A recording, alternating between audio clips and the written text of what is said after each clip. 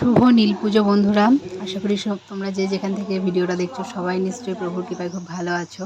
আর আজকে দেখো ভিডিওটা শুরু হচ্ছে আমাদের হরিহর বাবা হরিহরকে দিয়ে। তো মন্দিরে এসেছি, আজকে হচ্ছে নীল ষষ্ঠী।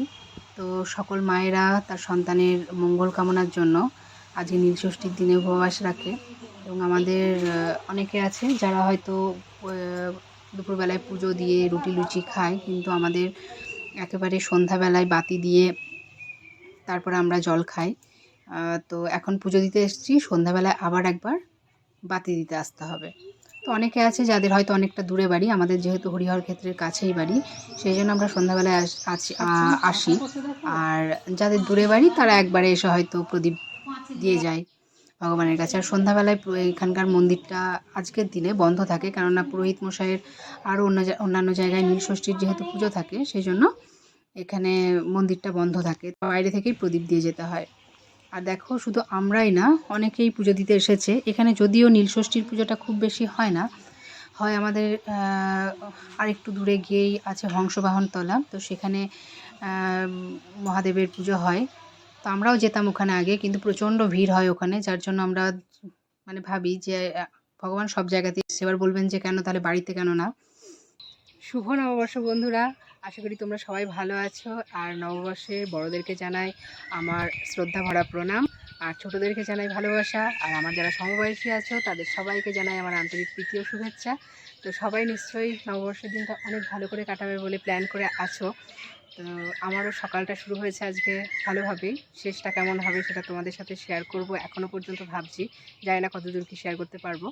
তো আজকে অনেক দিন পর আবার একটা নতুন ডেলি ব্লগে চলে এসেছি। তো সকালবেলা এখন বাজে বেলা 9টা, আর এখন দেখো আমি স্নান টান করে রেডি হয়ে গিয়েছি একদম। তো সকালবেলায় টিফিন সেরকম কিছু হয়নি, টিফিন আজকে বাড়িতে তৈরি হয়নি, নিয়ে আসছে হচ্ছে বাজার থেকে, কচুরি নিয়ে আসবে।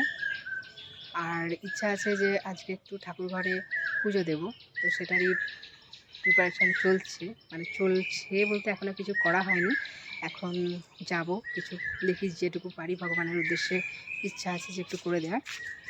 তো কী সুন্দর কোকিল ডাকতে দেখেছো।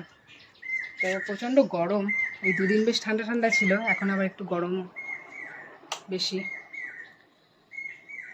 তো হাজব্যান্ড আর পৃথা গেছে বাজারে, ওরা বাজারে করতে গেছে সেটা তোমাদেরকে, ওরা বাজার থেকে ঘুরে আসুক তারপরে বলছি। আর এখন আমি যাব রান্নাঘরে, কি রান্না হবে দুপুরবেলায়। আজকে যেহেতু রবিবার, সেহেতু একটুখানি তো বুঝতেই পারছো, বাড়িতে আছে, হাজব্যান্ডেরও ছুটি আছে। তো দেখি কি করা যায়। তো তোমরা সাথে থাকো, যেটুকু পারছি তোমাদের সাথে শেয়ার করছি। রান্নাঘরে সব দেখো, রান্না কমপ্লিট। এখানে করেছি অল্প অল্প করে ভাজা করেছি, তো এই যে উচ্ছে ভাজা, বেগুন ভাজা, আর একটু শাক ভেজেছি, খুব অল্প করেই করেছি, আর একটু চাটনি। আর যেটা করেছি সেটা হচ্ছে এই যে, জানি না এটা রক সল্ট দিয়েছি বলে কালারটা ঠিক আসছে না, এটা তবে কালারটা এরকম আসেনি, কালারটা এসেছে।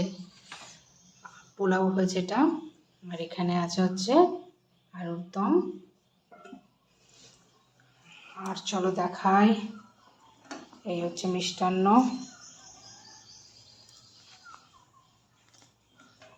মিষ্টান্নটা হলেই হয়ে যায়, আজকে এইটুকুই দেবো ভগবানের উদ্দেশ্যে।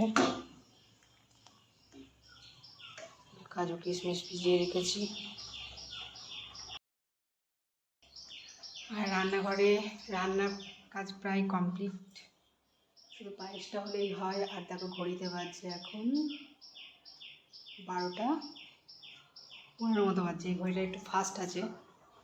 আর পায়েসটা প্রায় হয়েই এসেছে, এই যে পায়েসটা হয়েই এসেছে, এটা হয়ে গেলেই হয়ে যাবে।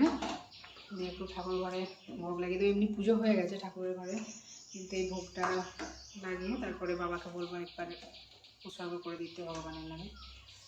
আর এটাই যেহেতু দেখলে তোমরা যে ভাজা কটুকটু করেছি, কেননা এই প্রসাদের সাথে তো ওই ভাজা অত যাবে না, তো এই জন্য আর বেশি ভাজা করিনি,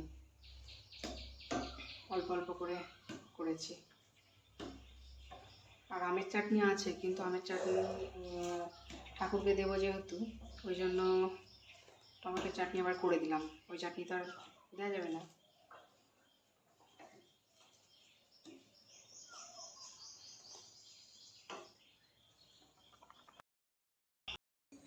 আর এখন বিকেল হয়ে গেছে, বিকেলবেলায় একটু শুয়েছিলাম, তো এখন উঠে দেখি চাটা করতে হবে আর হালখাতা করতে যাব ভাবছি।